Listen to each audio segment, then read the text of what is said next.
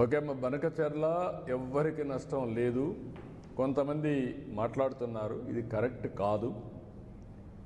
తెలంగాణలో కొన్ని ప్రాజెక్టులు నేను సమైక్య ఆంధ్రప్రదేశ్లోనే దేవాదులు నేనే పునాదులు వేశాను. ఆ రోజు లిఫ్ట్ ఇరిగేషన్ పెట్టా. శ్రీశైలం ఎస్ఎల్బిసి, ఇప్పుడు మాధవరెడ్డి కెనాల్. అది చూసిన తర్వాత ఆ రోజు నేను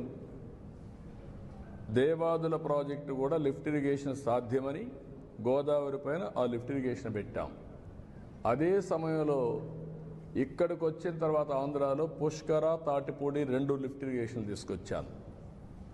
తర్వాత కొన్ని వీళ్ళు దేవాదుల ఇవన్నీ కూడా వచ్చాయి. రాజశేఖర్ రెడ్డి ఉన్నప్పుడే ఎల్లంపల్లి అన్నారు, అది రాలేదు, అది కూడా పెద్ద స్కామ్ అయింది. తర్వాత ఈరోజు వీళ్ళు దేవాదులు తీసుకొచ్చారు. గోదావరిలో నీళ్లున్నాయి, పైన ఉండేవాళ్ళు వాడుకుంటారు, కిందలో వాడుకోవచ్చు.